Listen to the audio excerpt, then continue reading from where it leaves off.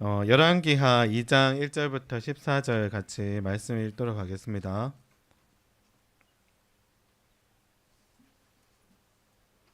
열왕기하 2장 1절부터 14절까지 구약 성경 561쪽입니다. 561쪽 교독하겠습니다. 여호와께서 회오리 바람으로 엘리야를 하늘로 올리고자 하실 때 엘리야가 엘리사와 더불어 길갈에서 나가더니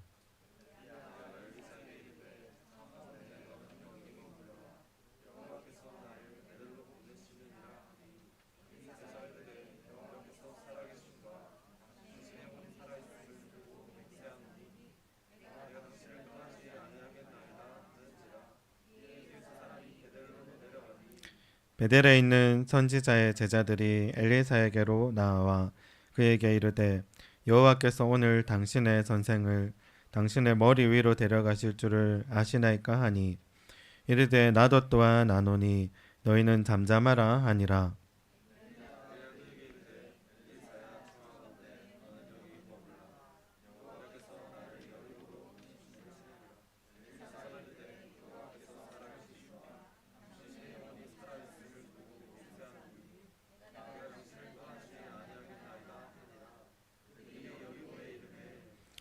여리고에 있는 선지자의 제자들이 엘리사에게 나와 이르되 여호와께서 오늘 당신의 선생을 당신의 머리 위로 데려가실 줄을 아시나이까 하니 엘리사가 이르되 나도 아노니 너희는 잠잠하라.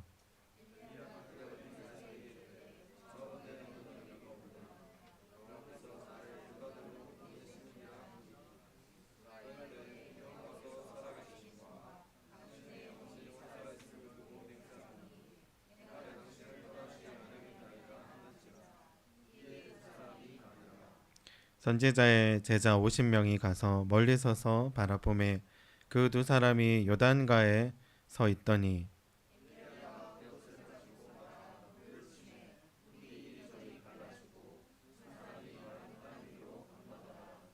건너매 엘리야가 엘리사에게 이르되 나를 내게서 데려감을 당하기 전에 내가 내게 어떻게 할지를 구하라. 엘리사가 이르되 당신의 성령이 하시는 역사가 갑절이나 내게 있게 하소서 하는지라.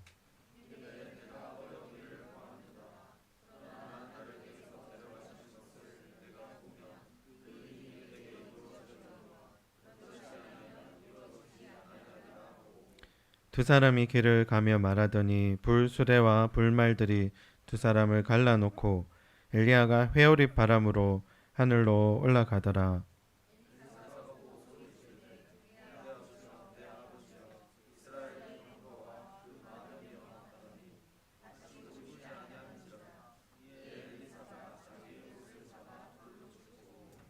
엘리야의 몸에서 떨어진 겉옷을 주워 가지고 돌아와 요단 언덕에 서서 떨어진 그의 겉옷을 가지고 물을 치며 이르되 엘리야의 하나님 여호와는 어디 계시니까 하고 그도 물을 치매 물이 이리저리 갈라지고 엘리사가 건너니라. 아멘. 네, 지금 믿음의 사람들 이제 3주차 말씀 전하고 있습니다. 유경진 선교사님 나오셔서 엘리사의 믿음의 비밀 말씀 전하겠습니다. 박수로 환영하겠습니다.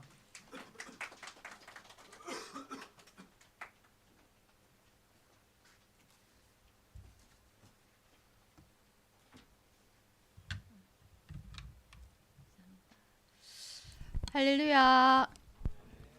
목요예배 오신 여러분 환영합니다. 힘이 좀 없나요?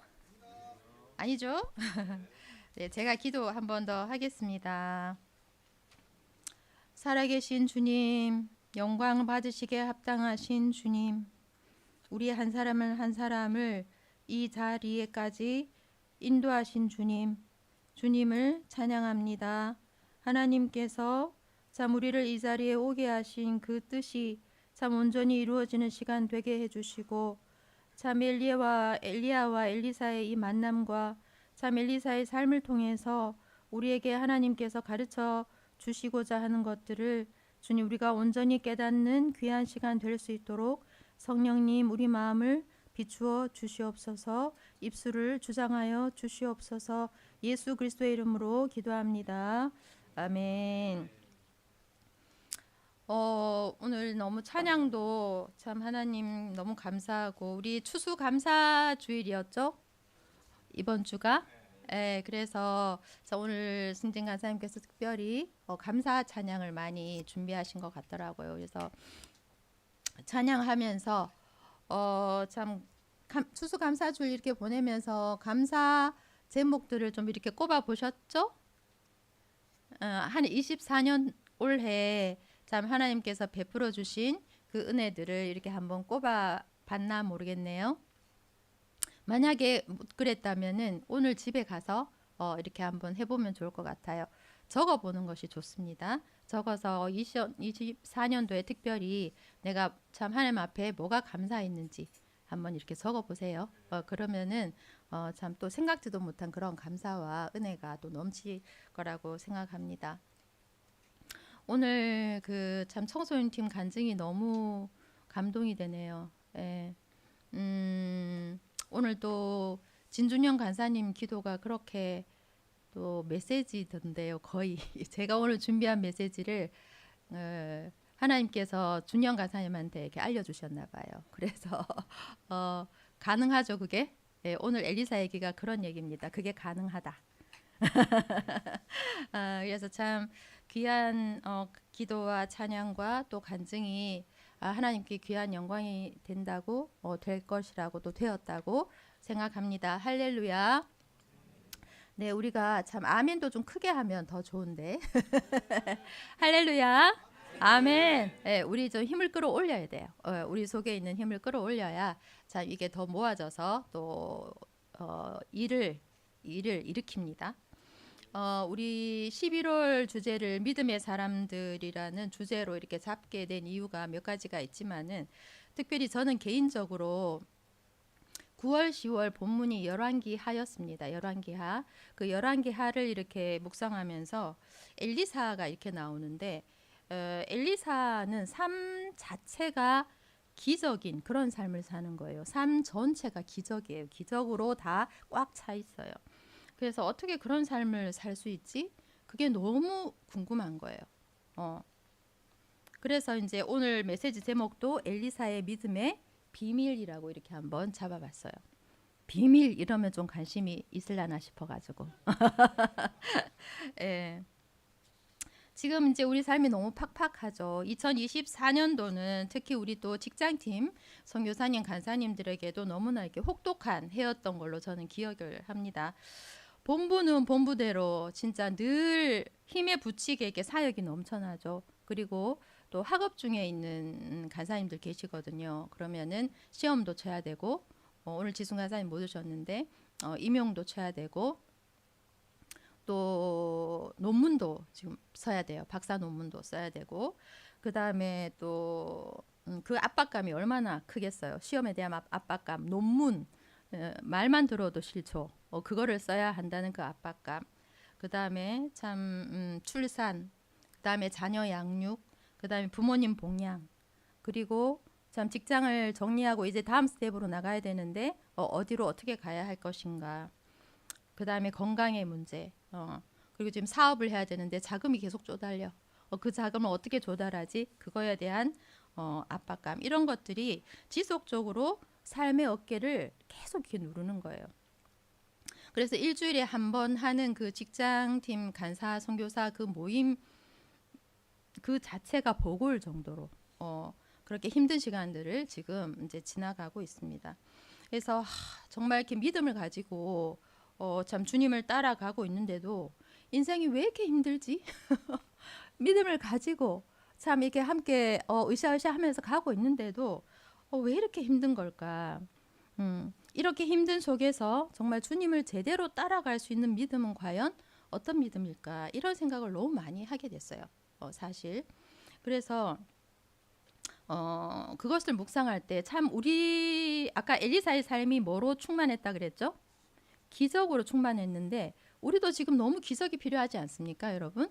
우리 삶 가운데 매일 그거를 바라는 사람 있죠. 로또를 사기도 하고. 예, 우리 인생에 정말 기적이 너무 필요해요. 그런데 지금은 또 디모데 전후서를 이제 묵상하고 있습니다. 본문이 디모데 전후서를 묵상하다 보니까 그런 어려움들을 우리만 겪고 있는 게 아니더라고요. 우리만 겪는 게 아니야.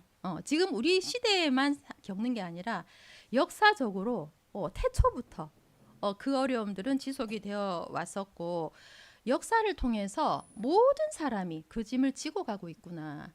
우리가 그걸 잊으면 안 돼요. 내만 이래 어렵지. 만날 내만 죽겠다. 이렇게 생각하면은 살기가 어려워요. 살 수가 없어요. 근데 그 짐이 나한테만 있는 게 아니라 누구한테 있다고요?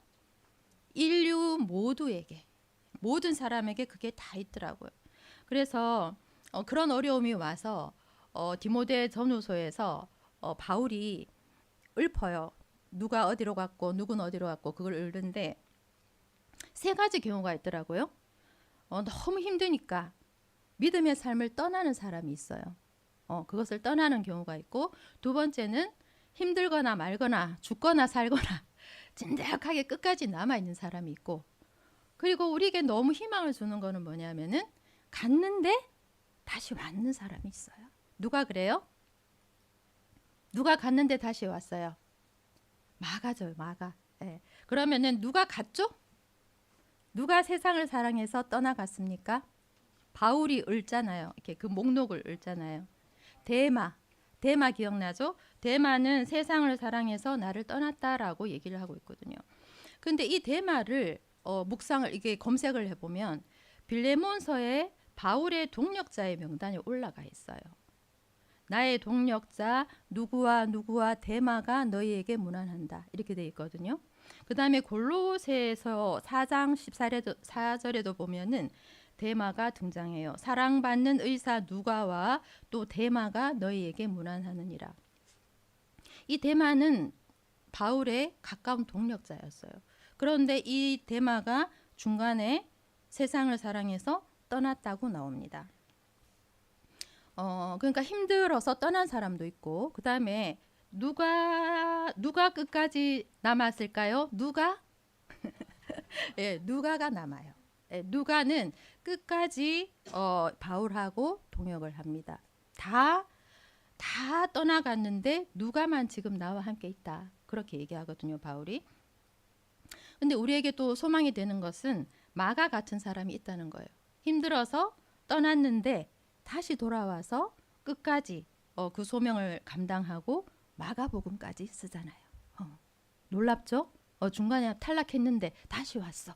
그래가지고 참 다시 하나님 안에서 세워져서 참 놀라운 일을 감당하는 그런 사람도 있다는 것을 봤을 때 우리가 참 소망이 있는 것 같아요. 살면 살수록 끝까지 주님을 떠나지 않고 믿음의 삶을 산다는 것이 쉽지 않은 그런 시대를 우리가 지금 살아가고 있다는 생각이 듭니다. 무엇이 우리가 주님을 끝까지 따르는 삶을 살게 할까요?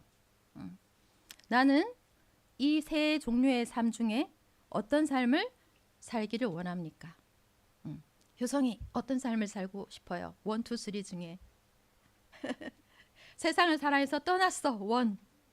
끝까지 남았어. 2. 갔다가 돌아왔어.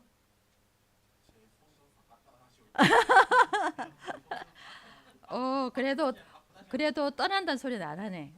할렐루야. 감사합니다. 예. 오늘 우리가 참 이 엘리사의 삶을 살펴보면서 우리가 어떤 삶을 참 살아갈 것인지 그것을 결단하는 그런 시간이 되기를 간절히 소망합니다. 엘리사의 이야기는 엘리야와의 그 만남에서부터 시작을 해요. 우리가 엘리야와 엘리사가 어떻게 만났는지 궁금하죠? 궁금하다고 하세요, 빨리. 예, 그래야지 열왕기상을 읽을 수가 있습니다. 열왕기상을 우리 다 같이 한번 펼쳐볼게요. 엘리야와 엘리사가 만나는 장면. 열왕기상 19장입니다. 19절에서 21절, 우리 세 절이니까 번갈아 가면서 한번 읽어보겠습니다. 열왕기상 19장 19절에서 21절. 엘리야가 거기서 떠나 사밧의 아들 엘리사를 만나니 그가 12겨릿소를 앞세우고 밭을 가는데 자기는 12째 겨릿소와 함께 있더라. 엘리야가 그리로 건너가서 겉옷을 그의 위에 던졌더니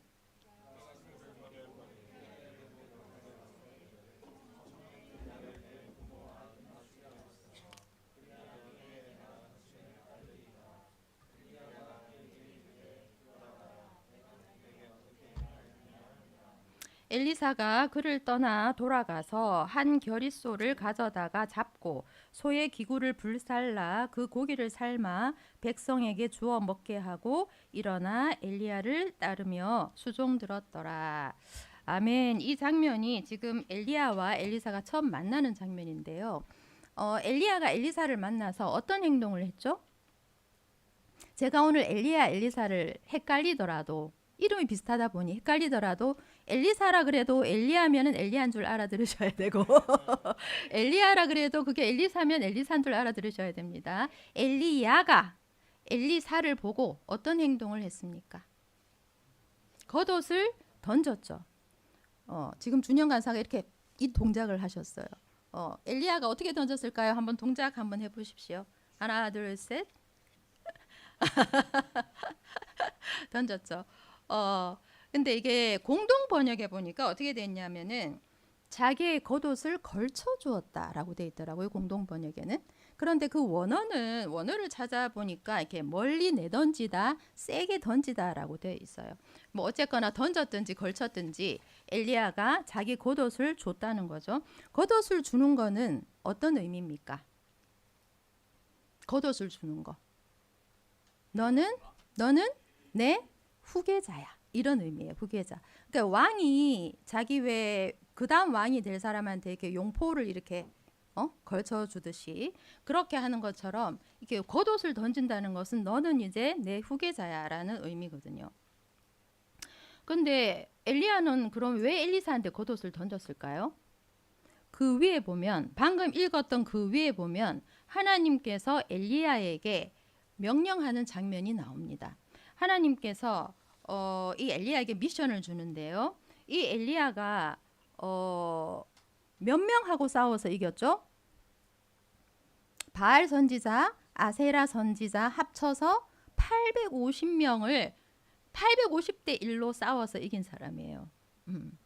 17대 1은 내가 들어봤어. 들어봤는데 850대 1로 싸워서 이긴 사람이거든요.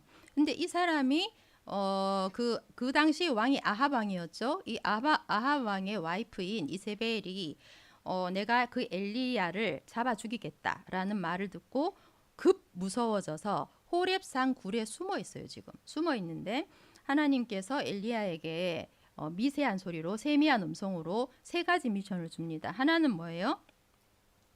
하사엘에게 기름을 부어서 아람 왕을 삼아라. 그 다음에 예후에게 기름을 부어서 이스라엘 왕으로 삼아라. 그 다음에 엘리사에게 기름을 부어서 너를 대신해서 선지자가 되게 하라. 그렇게 세 가지 미션을 주셨기 때문에 하나님께서 그 미션에 순종해서 엘리사에게 가서 겉옷을 던지거든요. 이때 엘리사가 어떤 반응을 보입니까? 엘리사가 제일 먼저 뭐를 하죠?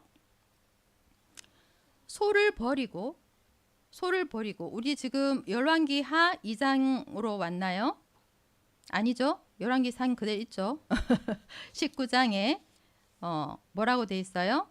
소를 버리고 엘리야에게로 달려가서 돼 있죠.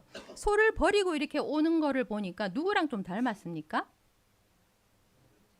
예수님의 제자들과 닮았죠. 예수님의 제자들도 예수님께서 이렇게 나를 따르라고 했을 때 그 배와 자기 거기에 있던 것들을 버려두고 따랐다라고 되어 있잖아요.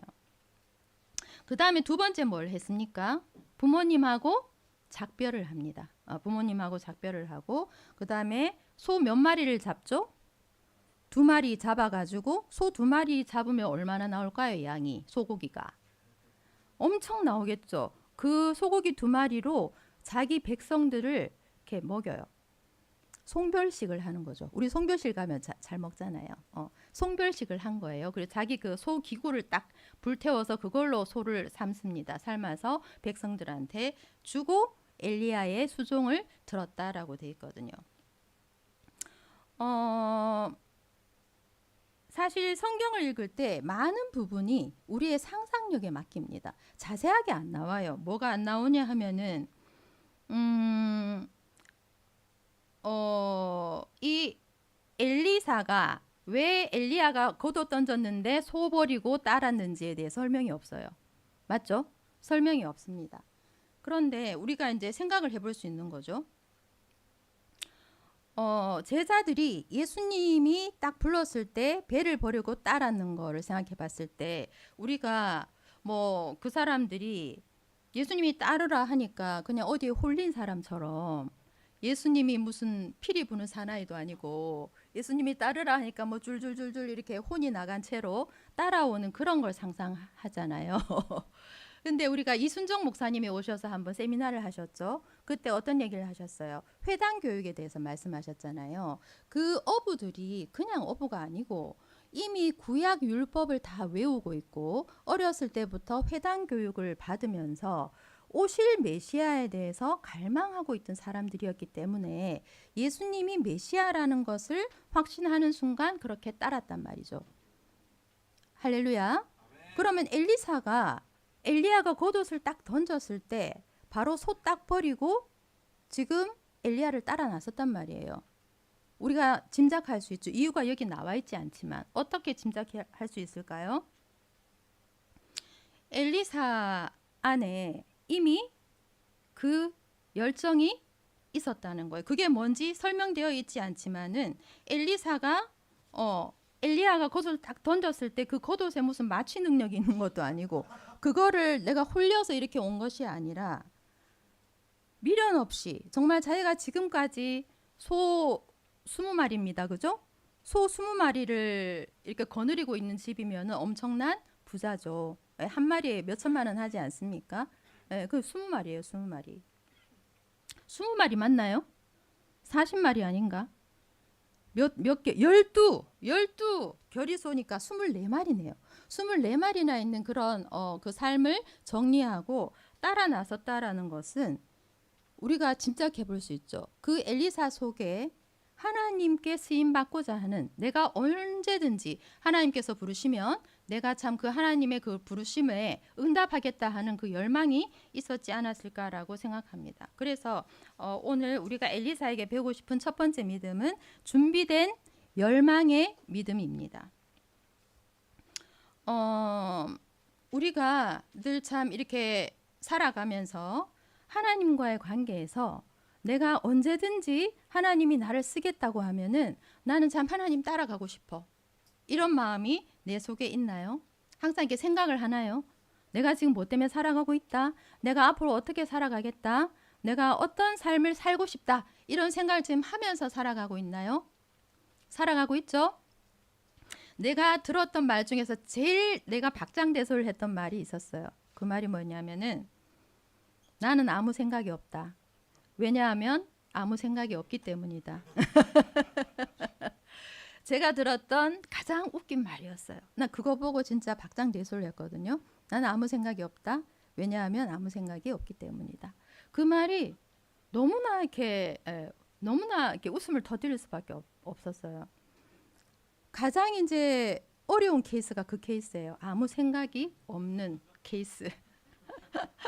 근데 우리가 그 케이스가 되면 안 됩니다. 우리가 항상 이렇게 생각을 하면서 내가 어떻게 살 것인가, 그리고 내가 앞으로 어떤 삶을 살 것인가, 이런 생각을 해야지 어떤 상황이 돼. 내가 지금은 상황이 안 돼서 어떤 일을 못해. 내가 원하는 걸 할 수가 없다 쳐도 내 가슴에는 계속 그게 타고 있어야 돼요. 무슨 말씀인지 이해가 됩니까? 만약에 그게 없으면요, 기회가 왔을 때 반응 못하게 되어 있습니다. 네. 아무 준비도 되어 있지 않았다면 엘리야가 겉옷을 던졌을 때 엘리사는 반응하지 못했을 거예요. 그저 부잣집 도련님으로 그냥 금수저로 그렇게 자신의 삶을 살아갔을 거예요. 우리도 다 각자 자기의 삶을 살다가 어느 날 이곳에 호련히 왔지요. 아닙니까?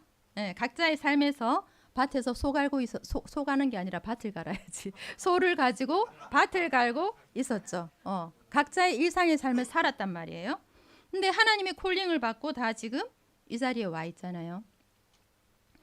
저의 경우는 참 교사 초년생으로 너무 팍팍한 삶을 살고 있을 때 만났죠. 처음 이제 5학년 담임을 맡았는데 그 당시에는 교과가 없었습니다. 교과라는 거는 이제 음악 따로, 체육 따로, 뭐 실과 따로, 과학 따로 요즘은 이렇게 다 분리가 돼 있어요. 그래서 담임 선생님은 뭐 국어, 도덕, 사회 요런 정도 가르치면 되는데 그 당시에는 수요일을 제외하고는 이제 하루에 6교시를 선생님 혼자 6시간 수업을 다 진행을 해야 되니까 그 수업 준비하는 것만으로도 너무 벅찬데 그 5학년 정말 번지러운 그 아이들 지금 여기 5학년 있나요? 우와 서유리가 선유리가 5학년이구나. 애들 정말 장난 많이 치지 반에서 우리 은유리가 극한 근데 이 5학년 아이들 생활지도와 또 참 주어진 업무도 있죠. 수업만 하는 게 아니고 그다음에 학부모와의 관계 거기서 또 이제 그 당시만 해도 선배 선생님들은 신규가 오면은 은근슬쩍 자기 업무를 이렇게 넘기는 스킬을 발휘하시더라고요. 그래서 저는 애들 자습시켜 놓고 제가 그 선생님의 업무를 하는 거예요. 지금은 그런지는 모르겠지만 어쨌거나 그런 것들이 너무 이렇게 부담 힘들고 그다음에 어느 순간 아이들이 처음에는 천사더니 어느 순간에는 너무 두려운 존재가 되는 거예요. 어느 날부터 내가 교실 문 앞에서 문을 못 열었다니까. 내가 저 문을 지금 열고 들어가야 되나 말아야 되나. 그럼 그 아이들이 다 나를 이렇게 힘들게 하는 아이들로 보이니까. 근데 참 당연히 이제 큐티는 다 무너져 있죠. 큐티는 다 무너져 있고 그런 삶을 이렇게 매번 이렇게 반복을 하면서 정말 이게 내가 이게 꿈꾸는 삶이 맞나? 교회에서 정말 열심히 예배드리고 찬양하고 정말 양육하고 교제하고 했던 그 삶이 왜 직장에서는 이렇게 무기력하지? 과연 이게 다란 말인가? 이런 고민 속에 빠져 있을 때 마음속에 정말 그런 걸로 가득 차 있을 때 김석수 목사님을 만난 거예요. 근데 그때 김석수 목사님께서 영적 성장 곡선으로 도전하셨고 참 그 최상의 삶의 비전을 딱 봤을 때 내 마음에 불이 확 붙은 거죠.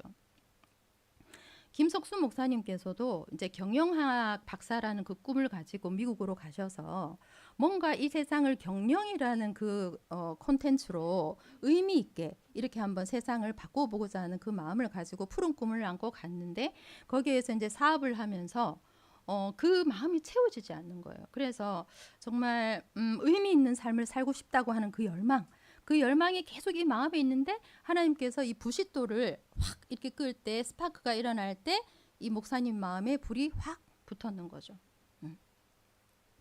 마음에 그런 열망이 있습니까? 내가 하나님 뜻대로 한번 살아보고 싶다. 내가 정말 이렇게 사는 건 너무 무의미하다. 이런 간절함이 있냐는 거죠.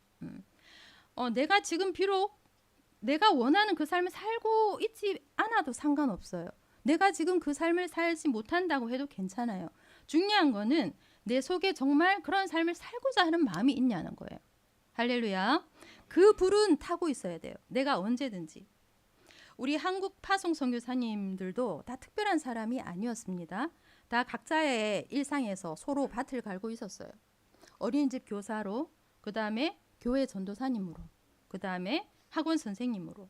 근데 그렇게 하고 있었지만 그 마음속에 항상 열망이 타고 있었는 거죠. 내가 하나님의 참 나라를 위해서 쓰임 받고 싶다.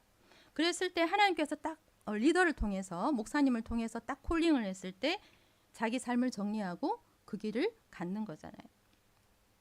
엘리사가 만약 계속해서 소를 데리고 자기 밭만 갈고 있었다면은 열왕기 하는 엘리사로 채워지지 않고 엘리소로 차여주고 있을 수도 있어요. 엘리사라는 사람은 없고 다른 누군가가 그 열왕기 하를 채워갔겠죠. 지금 내 삶이 어떠하든지 내 중심에 정말 하나님 나는 주님 위해서 쓰임받고 싶어요. 그 열망이 있습니까? 할렐루야. 그 열망이 있어야 합니다. 목요 예배에 와서 찬양을 하면 하나님께서 뭘 주세요? 성령의 충만함을 주시죠. 찬양하는데 막 하나님께서 뜨거움을 주셔요. 그러면은 막 기도하는데 그 기도가 내 기도가 아니라 하나님이 기도하게 하시는 기도입니다. 막 기도하는데 한 2, 3년 전부터 어떤 기도가 나오냐면 하나님 나를 사용해 주세요. 하나님 내가 하나님 기뻐하는 삶 살고 싶습니다. 이런 기도가 막 나오는 거예요. 이건 내가 하는 기도가 아니라 하나님이 시키시는 기도죠. 근데 그렇게 기도하면서 제가 되게 놀랐어요. 왜냐하면은 제가 지금까지 하나님께 했던 기도는 어떤 기도였냐면, 하나님, 제가 하나님을 위해서 이거 하겠습니다. 저거 하겠습니다. 그리고 이거 할 수 있게 해주세요. 이렇게 기도를 많이 했었어요. 그런데 한 번도 주님, 제가 무엇을 할까요? 제가 무엇을 하기를 원하십니까? 이 기도를 한 적이 없더라고요. 여러분 그런 기도 한 적 있습니까? 하나님, 내가 뭐 할까요?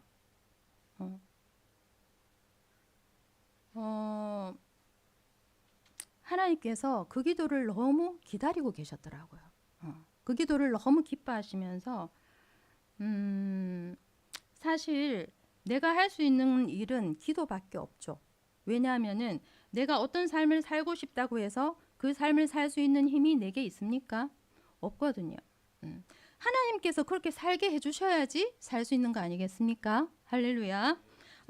그런데 내가 이렇게 긴 인생을 산 건 아니지만은 하나님께서 일하시는 방식이 조금 이렇게 느껴지더라고요.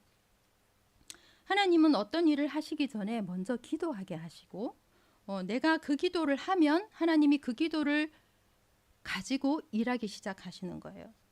하나님은 내가 자발적으로 하나님을 따르기 원하시고 내가 그 고백을 할 때까지 기다리고 계신다는 거죠. 그리고 나서 내가 그 고백을 하면 그 기도를 사용해서 하나님이 일하시더라고요. 그게 하나님 방식이더라고요. 엘리사는 마음속에 그 열망을 갖고 있었고 하나님이 리더를 통해서 콜링을 했을 때 바로 응답했습니다. 엘리사에게 도전받는 첫 번째 믿음은 정말 마음으로 하나님께 쓰임 받고자 하는 열망, 그 열망으로 하는 기도입니다. 그런 믿음입니다. 우리 한 사람 한 사람이 다 그런 열망으로 충만하시기를 축복합니다. 할렐루야. 하나님께 나도 하나님 위해서 좀 살게 해주세요. 하나님 기뻐하는 사람 되게 해주세요. 이렇게 기도하는 우리가 되기를 소망합니다. 두 번째는 끝까지 흔들리지 않는 꿋꿋한 믿음입니다. 이제 엘리야가 승천할 날이 다가왔어요.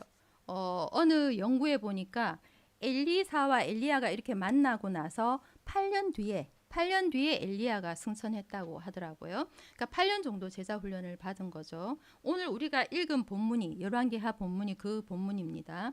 근데 엘리야가 승천하는 오늘 본문을 읽으면서 참 많은 생각을 하게 되었어요. 그 중에서 굉장히 이렇게 도전받았던 게 뭐냐면은 정말 그 시대가 암울한 시대였단 말이에요. 아합이 왕으로 오래 있었고 참 선지자들을 잡아 죽이려고 하는 그 영적으로도 어둡고 정말 살기 힘든 그런 시대였는데 하나님께서 엘리야한테 내가 지금 죽게 생겼다. 하나님 나 혼자 남았다라고 얘기할 때 바알에게 무릎 꿇지 않는 몇 명을 남겨뒀다고 하나님 말씀하셨죠.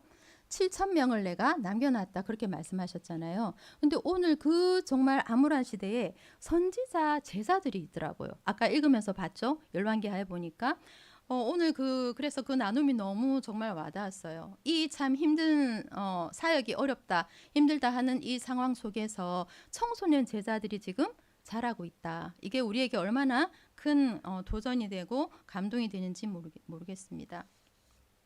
너무 귀한 장면이에요. 그리고 참 많은 질문이 생겼어요. 여러분도 질문이 생겼지 싶어요. 엘리야는 왜 자꾸 엘리사한테 따라오지 말라고 하는 걸까? 엘리야는 왜 자꾸 엘리사 보고 너 그만 따라오라고 말하는 걸까? 그게 궁금하지 않았습니까? 전 그게 너무 궁금했고, 두 번째는 선지자 제자들은 왜 자꾸 엘리사한테 엘리야 오늘 승천하는 거 아세요? 이거 왜 자꾸 물어보는 거지? 계속 물어보죠. 그 다음에 제일 제가 궁금했던 거는 엘리사는 왜 끝까지 따라가지? 왜 끝까지 따라가지? 이 질문을 계속해서 하게 되었어요. 만약에 선지자가 됐을 때 어떤 영화를 누릴 수 있다. 그러면은 엘리사가 이해가 되죠. 그러니까 선지자 되면은 예를 들어서 연봉이 1억이다. 그러면 따라갈 수 있죠. 그런데 이 상황이 어떤 상황이냐면은 아합이 이방신을 섬기는 이세벨하고 결혼을 해가지고 온 백성이 바알과 아세라를 섬기게 했고, 그러니까 이 이세벨 상에서 먹는 제사장 수가 850명이었단 말이에요. 바알과 아세라 그 제사장들이 그 정도로 이 영적으로 암울하고, 그다음에 이 왕이 그 난리를 치니까 정치가 얼마나 어려웠겠습니까? 그리고 영적으로도 어둡고 또 정치적으로도 어둡고, 또 이세벨은 선지자를 보기만 하면 죽이겠다고 저렇게 펄펄 뛰고 있는 그런 상황이에요. 그리고 3년 반 동안 비가 안 왔죠. 우리 1년만 비 안 왔다고 생각해 보세요. 어떻게 됩니까? 물을 부족하죠. 그 다음에 황사 너무 심하겠죠. 그 다음에 곡식이 없으니까 백성들이 얼마나 핍절하겠습니까? 그런 경제적으로도 너무 어렵고 민심도 흉흉하고 그런 상황이고, 그 다음에 지금 엘리야가 어떻게 될 상황이에요? 들림을 받을 상황이에요. 아무리 상황이 어렵고 정치적으로 어렵고 경제적으로 힘들고 영적으로 힘들어도 엘리야만 있다면, 엘리야가 든든히 받쳐주고 있다면 좀 덜하잖아요. 그런데 지금 그 엘리야는 어떻게 된다고요? 하나님이 지금 데려가시려 그래요. 보호막이 되어줄 수 있는 리더도 지금 없어지는 상황이에요. 근데 그 상황에서 무슨 영화를 보겠다고 엘리사는 끝까지 그렇게 따라가는 걸까요? 그거를 선지 생도들도 알고 있었던 거예요. 그래서 3절 5절에 계속 반복해서 뭐라고 그러죠? 여호와께서 오늘 당신의 선생을 당신의 머리 위로 데려가실 줄을 아시나이까? 그러니까 엘리사가 뭐라고 대답해요? 나도 또한 아노니 너희는 잠잠하라. 엘리사도 안다고 얘기하죠. 저는 이 말이 이렇게 들려요. 이 엘리사 이 양반아, 엘리야 선생 이제 하늘로 간다고. 그러면 이제 당신은 의지할 그 리더도 없어져. 그런데도 후계자가 되겠다고? 지금 정신이 있나? 저는 이 말로 들리더라고요. 그 제자들이 계속 하는 말이, 선생이 엘리야를 지금 데려가는 건데 그거 알고 있냐? 그걸 이제 제 말로 바꾼 거예요. 자기 앞가림을 좀 해라라는 거죠. 정신 차리라는 거죠.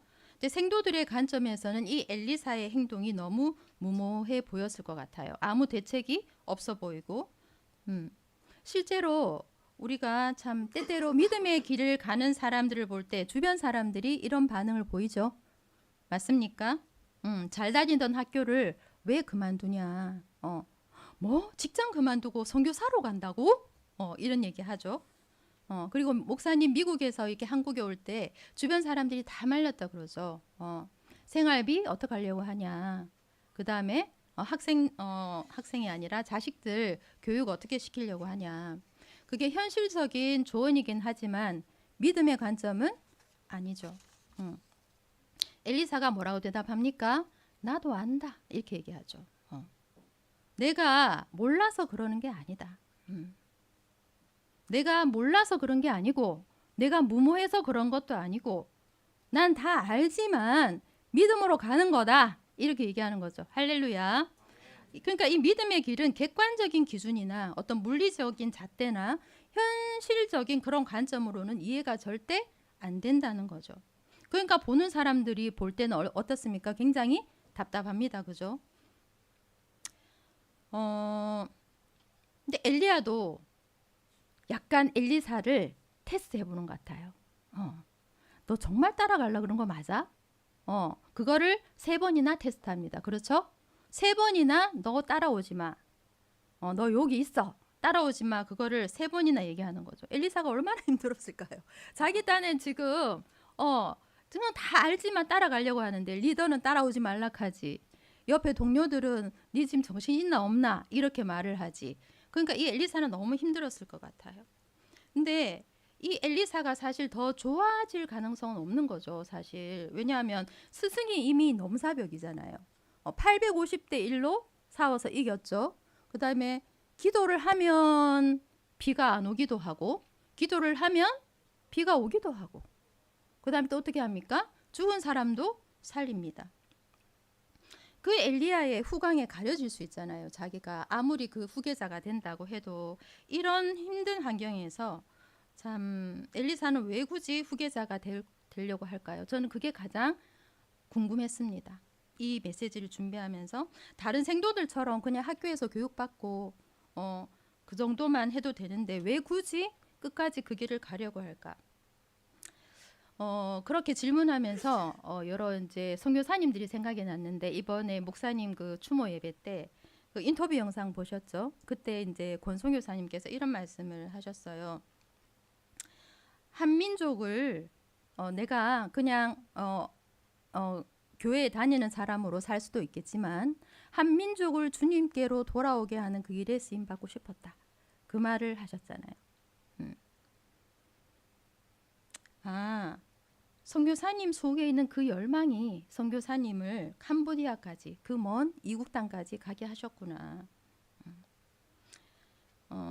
다른 선지 생도들과는 다른 열망이 이 엘리사 속에 있었지 않았을까. 아까 그랬죠. 성경은 말하지 않고 있다고. 그걸 이유를 말을 안 해요. 안 하지만 우리는 묵상을 통해서 그거를 찾아가는 거죠. 다른 선지자의 제자들과 이 엘리사의 다른 점은 뭐냐 하면은 2장 7절을 한번 읽어보겠습니다. 다른 점을 우리가 한번 찾아보겠습니다. 열왕기하 2장 7절 다 같이 한번 읽어볼게요. 선지자의 제자 시작.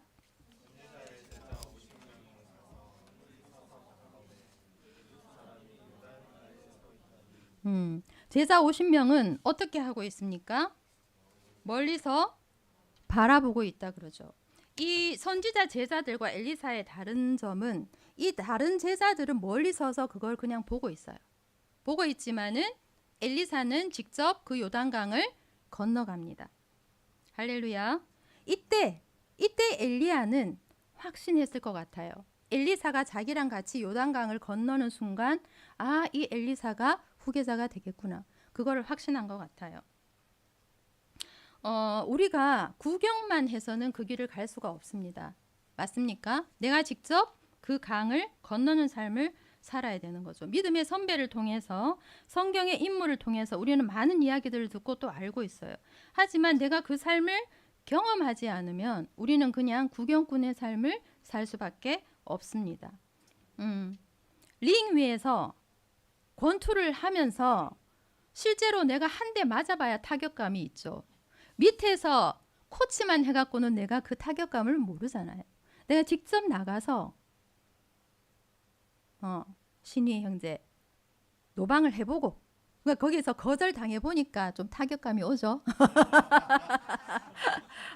실제로 내가 경험을 해봐야 되는 거예요. 그냥 멀리 서서 이렇게 보면은 그게 내 삶이 안 되는 거죠. 예수님께서 친히 사람의 몸을 이 땅에 입고 오신 이유도 친히 우리의 그 삶을 경험하기 위해서 오셨잖아요. 아무도 선뜻 지금 따라 나서지를 못해요. 아무도 후계자가 되겠다고 말을 못해요. 그런데 엘리사만이 그 요단강을 건너갑니다. 남들이 다 말리는 그 길을 꿋꿋이 자기는 갑니다. 그저 이렇게 바라보는 데서 그치지 않고 직접 경험하는 삶을 삽니다. 성경에 수많은 하나님의 약속이 있어요. 근데 그 약속을, 그 축복을 경험하는 사람은 별로 없습니다.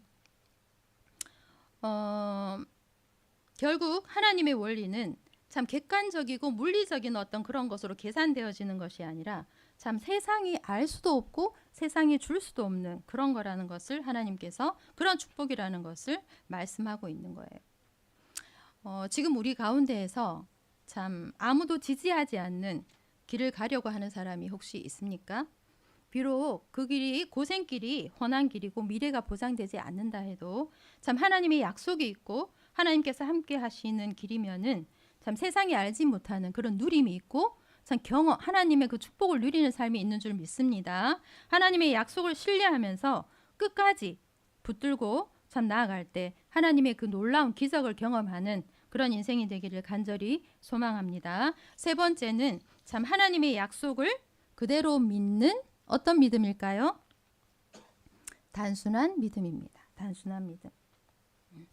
이제 엘리야가 요단강을 건너고 나서 엘리야는 이 엘리사가 참 후계자가 되겠구나 하는 이제 확신을 하면서 이제는 왜 따라오냐, 좀 따라오지 마 이런 말 안 하죠. 이런 말 안 하고 뭐라고 말합니까? 9절 한번 다 같이 읽어보겠습니다. 건너매 시작.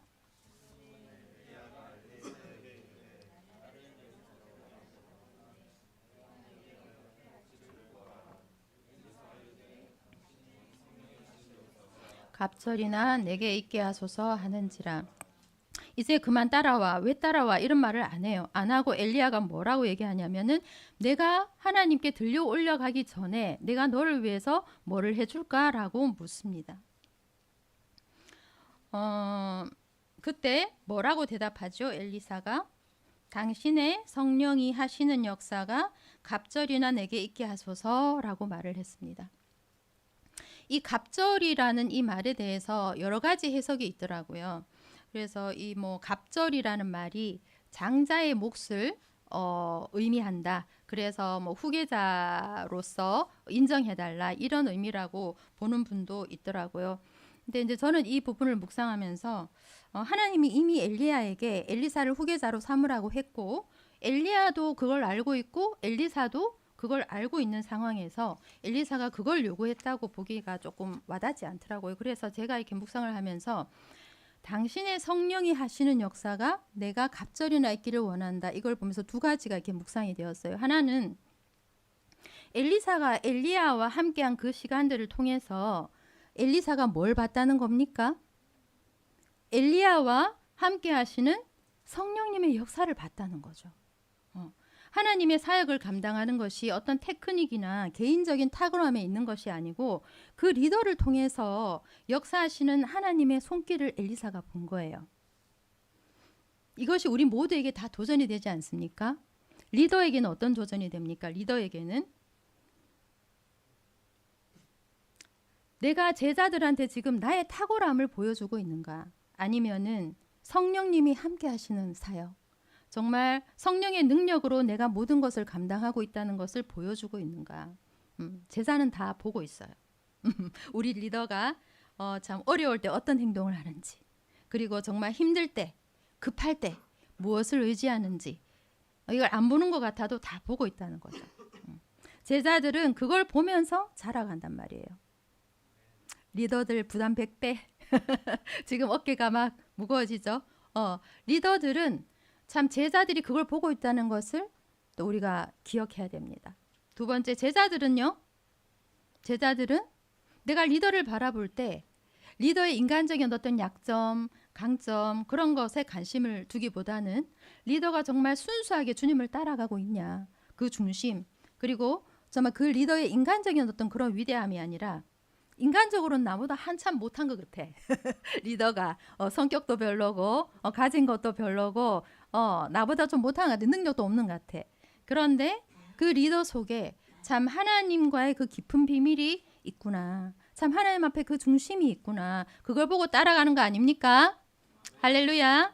그것을 배우고자 하는 열망이 있어야 된다는 거죠. 우리 리더의 삶 가운데 함께 하시는 그 성령의 역사를 엘리사가 봤구나.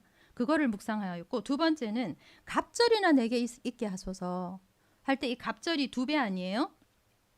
이걸 묵상할 때 엘리사가 참 욕심이 많아가지고 스승보다 내게 능력을 2배나 더 많이 주세요. 나는 스승보다 더 뛰어나고 싶어요. 이런 걸까요? 그럼 이게 좀 말이 안 되죠. 좀 안 맞죠, 앞뒤가? 이걸 묵상할 때 엘리야의 사역을 내가 지금 계속 이어서 나가야 되는데 나는 너무 부족하다 이거예요. 이게 그 고백이에요. 갑절이나 주세요. 이게 나 욕심나니까 나 많이 주세요. 이게 아니고 난 엘리야 선생님보다 난 너무 부족합니다. 그러니까 엘리야 선생님에게 주셨던 거를 2배로 안 주시면 저는 못합니다. 이런 마음인 거예요. 김석수 목사님께서 돌아가셨을 때 목미양 선교사님께서 하나님께 그렇게 기도했다 하더라고요. 이 제자들에게 목사님에게 주셨던 그 영감의 갑절을 주세요. 그렇게 기도한 것과 맥락이 같은 거예요. 지금 이 제자들 하나님 그렇지 않으면 이 사역을 감당하지 못합니다. 우리 중에 목사님보다 또 엘리야보다 더 뛰어난 사역할 수 있는 사람 있습니까? 그러면 이걸 안 구해도 돼요. 그 옛날에 코미디 중에 그런 거 있었잖아요. 내 밑으로 다 뭐 엎드렸겠나 뭐.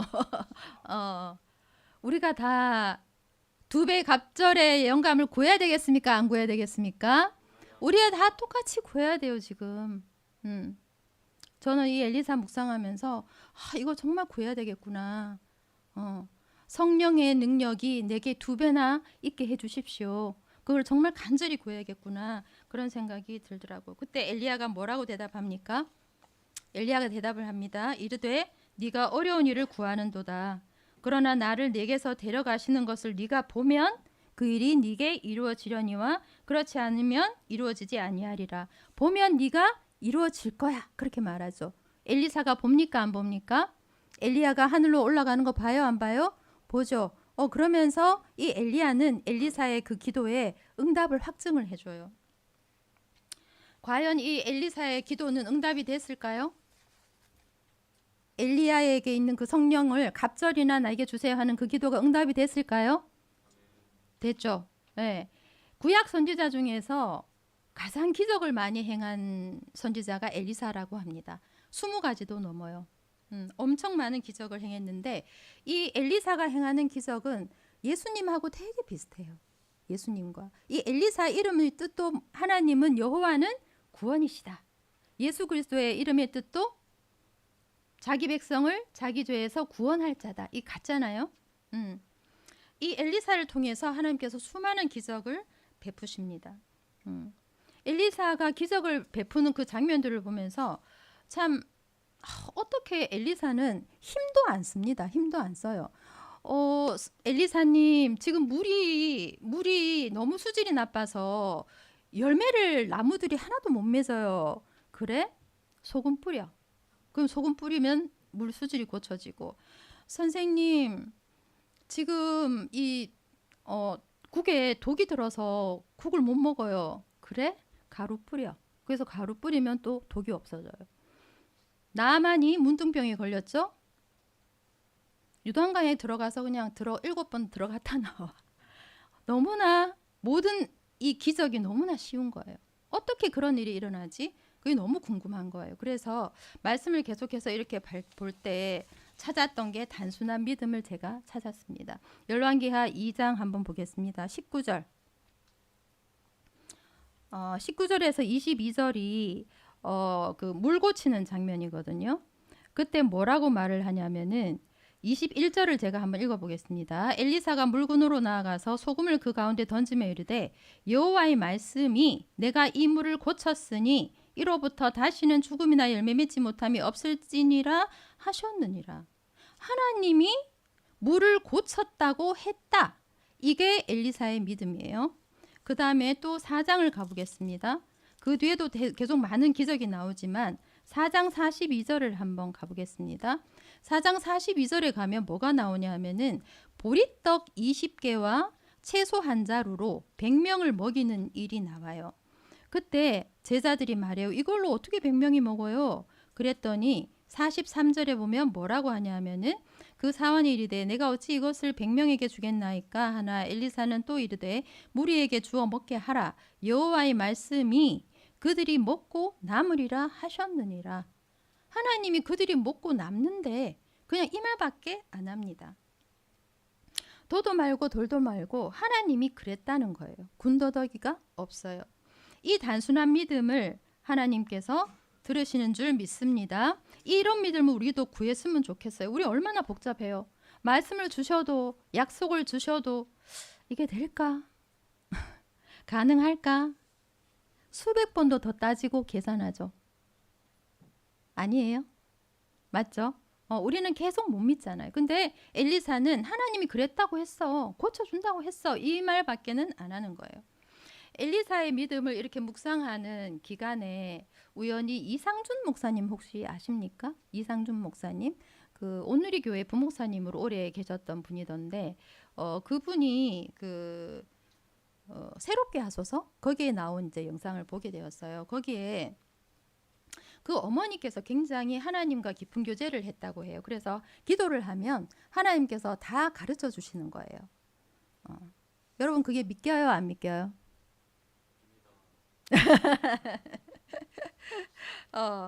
근데 내가 경험하지 않았기 때문에 잘 안 믿기지만은 참 우리가 이 성경 속에서 많은 사람들이 나오죠. 그런 사람들이 다니엘이 꿈 해석을 다 하잖아요. 요셉도 꿈 해석을 다 하죠.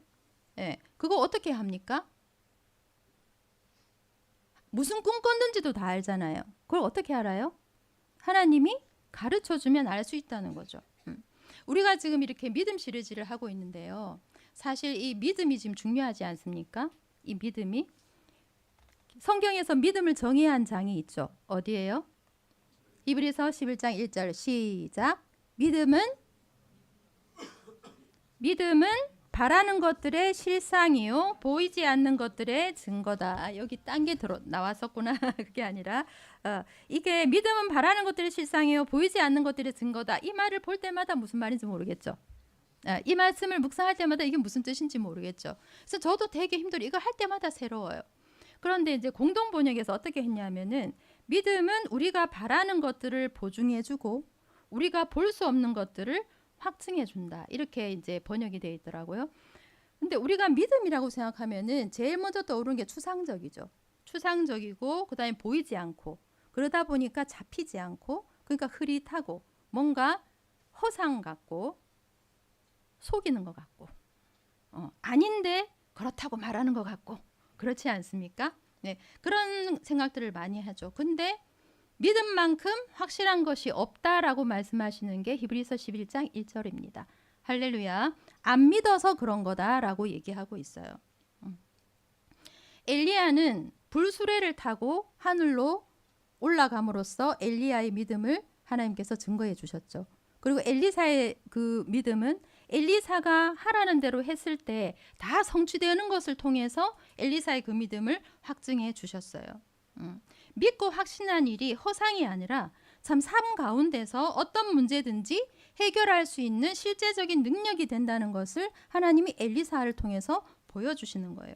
요셉은 꿈 해석을 통해서, 다니엘은 정말 사자굴에서 살아나온 것을 통해서 참 이 믿음은 실제적인 것이다라는 것을 보여주고 있습니다. 이상준 목사님의 어머니가 기도 중에 비밀하게 하나님의 음성을 듣고 하나님이 다 가르쳐 주셔서 인도하심을 받는다고 하니까 MC들이 반응을 이렇게 하는 거예요. 그게 가능해요? 그게 말이 돼요? 이렇게 반응을 하더라고요. 물론 이제 각 그 대본이겠지만은 왜 그런 반응을 보일까요? 왜 안 믿길까요?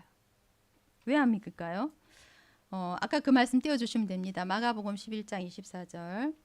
그러므로 읽어볼까요? 시작. 그러므로 내가 너희에게 말하노니 무엇이든지 기도하고 구하는 것은 받은 줄로 믿으라. 그리하면 너희에게 그대로 되리라.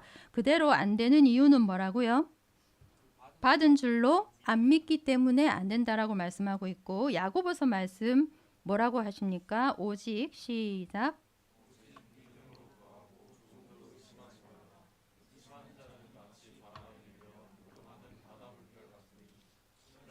무엇이든지 주께 얻기를 생각하지 말라. 두 마음을 품어 모든 일에 정함이 없는 자로다. 결국은 믿지 못해서 못 얻는다라고 말씀하고 있습니다. 예수님께서도 마지막에 이런 말씀하셨죠. 누가복음 18장 8절 상반절 보면 그러나 인자가 올 때에 세상에서 믿음을 보겠느냐 그렇게 말씀하셨습니다. 이 말씀이 주석에 있는 그대로 제가 풀어볼게요. 인자가 다시 올 때에 사람들의 마음은 완악하여져서 하나님이 그의 택한 백성들의 기도를 들어주신다는 너무나 분명한 사실조차 거부하며 그들의 마음에 의보다는 악이 가득 차서 강구조차 하지 않을 것이 예언되고 있는 것이다. 이렇게 풀이가 되어 있더라고요. 우리 히브리서 말씀 한번 보겠습니다. 빨리 지나가겠습니다. 5분 만에 마치겠습니다. 히브리서 11장 6절 시작.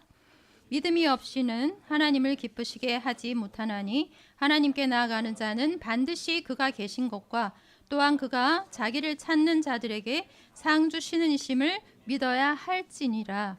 그가 자기를 찾는 자들에게 상 주시는 이시다. 하나님을 신뢰하고 하나님을 찾고 하나님을 구하는 자에게 결코 하나님이 빈손으로 돌려보내지 않는다는 말씀이에요. 할렐루야. 이걸 확신하라는 거예요. 참 이 믿음이 결국 이 험한 시대에 아무것도 보장이 없는 이 시대에 하루하루를 살아가는 것이 기적인 이 시대에 하나님의 사람으로 계속 승리하며 살아갈 수 있는 비밀이라는 거예요. 하나님이 계시다는 것을 믿습니까? 하나님을 찾고 있습니까? 이상준 목사님이 자기의 간증을 하는데 두 가지 간증을 하셨어요. 그게 뭐냐 하면은 말씀을 아무리 읽어도 이해가 안 되는 거예요. 이해가 안 돼서 자기가 밤에 교회를 갔대요. 교회 가가지고 교회 그 깜깜한 데 앉아가지고 카시오 시계, 뭐 싸구려 카시오 시계가 있었대요. 그 전자시계 빛이 나오나 보죠. 잘 모르겠지만 그 빛에 비춰서 성경을 읽으면서 하나님, 이 구절 너무 이해가 안 돼요. 하나님, 이 말씀 좀 알게 해주세요. 라고 기도했더니 하나님께서 팝업창을 띄워서 팝업창을 띄워서 그 말씀을 연관된 말씀들을 떠오르게 해주셨다는 거예요. 믿깁니까? 이상준 목사님 그걸 경험했다는 거예요. 그리고 또 뭐를 응답을 받았냐면 이분이 수포자였대요. 수포자였는데 수학의 정석 책 아십니까? 수학의 정석 그 책의 응용 파트에 가면은 해설이 돼 있는 부분을 읽어도 이해가 안 될 때 절망이 된다고 하더라고요. 그래서 그거를 절망하는 가운데 이분이 그 수학의 정석 책 표지 앞에다가 누구든지 지혜가 부족하거든 후히 주시고 꾸짖지 아니하는 하나님께 구하라 그리하면 주실 것이다 하는 그 야고보서 말씀을 적었대요. 적어놓고 이제 수학 공부를 하는데 아무리 수학 해설집을 읽어도 이해가 안 되더라는 거예요. 그래서 그 표지에 적었던 그 말씀을 하나님께 읽어드렸대요. 하나님, 누구든지 지혜가 부족하면 구하면 지혜를 주신다면서요. 하나님이 그렇게 말씀하셨잖아요. 이렇게 말하면서 그 해설집을 다시 읽었을 때 이해가 됐다는 거예요. 믿어지세요? MC들이 계속 뭐라고 얘기하냐면은 나도 어두운 데 가서 읽어야 되겠다. 나도 카시오 시계를 사야 되겠다. 또 뭐라고 얘기하냐면 나도 수학의 정석 표지에 그 말씀을 적어야 되겠다. 이렇게 이제 반응을 하는 거예요. 다 대부분이겠지만 어쨌거나 이 이상준 목사님께서는 모든 상황에서 뭐 했어요? 자기를 찾는 자들에게 상 주신다고 했잖아요. 이 사람은 이분은 모든 그 장면에서 하나님을 찾았다는 거예요. 하나님이 내 문제에 관심을 갖고 계시고 하나님이 계시다. 관심을 갖고 계시다. 그리고 내가 구하는 것을 지금 보고 계시다. 지금 내 문제를 해결해 줄 수 있는 분이다. 이거를 내가 확신했기 때문에 하나님을 찾았는 거 아니겠습니까? 할렐루야. 그렇게 찾을 때 하나님은 어떤 방식으로든지 상을 주시는 분이다. 그거에 대해서 반응하는 분이고 그거에 대해서 하나님은 어떤 방식으로든지 반응하시는 분이다. 대가를 주시는 분이다. 그거를 믿으라는 말씀인 거죠. 힘들고 어려운 세상을 살아가면서 참 얼마나 힘듭니까? 우리가 아까 제가 직단팀 간사님, 선교사님 상황도 나누었지만 지금 이 자리에 직장팀 간사님, 선교사님 별로 없죠? 힘듭니다. 여기 와 있는 우리 이상현 형제 훌륭한 거예요. 진짜 직장 가운데서 지금 제가 그랬잖아요. 대학교 때 정말 직장 나가기 전에 그 안에서 신앙생활 하는 것은 너무나 좋아요. 날아요. 그런데 직장에 나가서 실제로 내 삶 속에서 그 열매를 맺는 게 진짜입니다. 그게 진짜예요.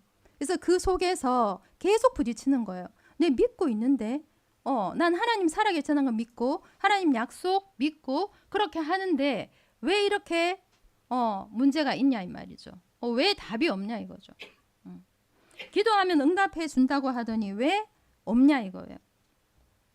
그런데 참 오늘 이상준 목사님의 어머니와 또 이상준 목사님과 엘리야와 엘리사와 참 요셉과 다니엘과 이 수많은 사람들한테 일어난 그 일이 왜 내게는 일어나지 않는가? 카시오 시계가 없어서? 수학 정석에 말씀을 안 적어놔서? 저는 이분들의 어떤 공통점을 이렇게 찾아봤을 때 그분과 하나님과의 그 친밀한 관계 있잖아요. 그 친밀한 관계를 통해서 일어나는 일들이에요. 그 일들이 카시오 시계를 차서 그런 게 아니라 내가 그 상황 속에서 하나님을 정말 친밀하게 그 하나님과 교제를 하고 있는 거예요. 하나님께서 어느 포인트에서 그 기적을 베풀어 주셨는지 그 기적을 경험한 사람은 아는 거예요. 우리는 나와 하나님과의 그 관계에서 그런 비밀들이 많아야 합니다. 그가 자기를 찾는 자들에게 상 주시는 이라는 것을 내 삶을 통해서 얼마든지 경험해야 됩니다. 그래야 어떤 일이 와도 내가 정말 극한 상황에 있어도 그 하나님을 부인하지 않고 그 하나님을 찾고 그리고 그 하나님이 실제로 내 삶에 관여하시고 정말 내 상황이 바뀌어질 수 있다는 것을 의심하지 않는 거예요. 내가 의심이 오죠. 그럼 의심하지 않게 해달라고 또 기도하는 거예요. 하나님, 내가 지금 의심이 드는데 의심하지 않게 해주세요. 거기에 대해서 하나님께서 반드시 보상하는 분이라는 걸 믿으라는 거예요. 할렐루야. 우리가 참 흠모의 대상으로 바라보는 사람들도 우리와 같은 다 평범한 사람들이었어요. 밭에서 소 갈고 있었던 사람들이고요. 근데 부르실 때 순종하면서 따라갔고 참 그 가치를 봤을 때 그것을 끝까지 놓치지 않고 끝까지 따라갔죠. 그리고 그거는 오직 성령의 능력으로만 가능하다는 것을 완전히 믿었어요. 그래서 그 성령을 구했을 때 하나님은 응답하시고 삶에서 정말 기적이 일상이 되는 그런 삶을 살 수 있었다는 거예요. 그런데 그런 엘리사지만은 나중에 죽을 때 죽을 병 걸려서 죽어요. 신기하죠. 뭔가 막 희한하게 죽어야 될 것 같지 않습니까? 근데 죽을 병에 걸려서 죽는다고요. 참 하나님의 일하심은 알 수가 없구나. 그런 참 기적의 일들을 하는 엘리사지만 예외가 없구나. 내가 정말 하나님을 따라간다고 해서 내한테 어려움이 없다? 그게 아니라는 거죠. 그 속에서 우리는 끝까지 하나님을 찾는 믿음으로 나아가야 한다는 말씀입니다. 할렐루야. 그런데 참 어떤 사람이 장사를 치르다가 도적대를 만났어. 그래서 급해가지고 그 시신을 그냥 엘리사 무덤에 던졌는데 그 사람이 벌떡 살아났다는 거 아니에요. 엘리사 뼈에 이 시체가 딱 닿이자마자 그 시체가 벌떡 일어났어요. 예수님하고 비슷하죠. 예수님께서 십자가에서 돌아가셨을 때 어떤 일이 일어났어요? 휘장이 찢어지고 하늘이 캄캄해지고 무덤이 열려서 많은 사람들이 일어났잖아요. 이것을 통해서 하나님이 엘리사의 삶을 받으셨다는 것을 또 확증해 주십니다. 오늘 엘리사의 믿음은 정말 준비된 그 열망이 있는 믿음이었고 끝까지 흔들리지 않는 꿋꿋한 믿음이었고 하나님의 그 약속을 그대로 믿는 단순한 믿음이었습니다. 많은 믿음의 사람들의 삶 속에서 하나님은 그들의 믿음과 함께 일하셨고 그 증거를 보여주셨어요. 내가 기도할 때 하나님이 내 기도를 들으신다는 것을 믿으십니까? 예수님께서 마지막 날에 믿음을 보겠느냐? 라고 말씀하신 것은 정말 기본적인 믿음, 내가 구하면 하나님은 응답하신다는 그 믿음조차 없어질 거를 한탄하신 거예요. 그걸 예언하신 거예요. 엘리야의 시대에 바알에게 무릎 꿇지 않은 7,000명을 남겨두셨죠. 마지막 때에 믿음을 보겠느냐?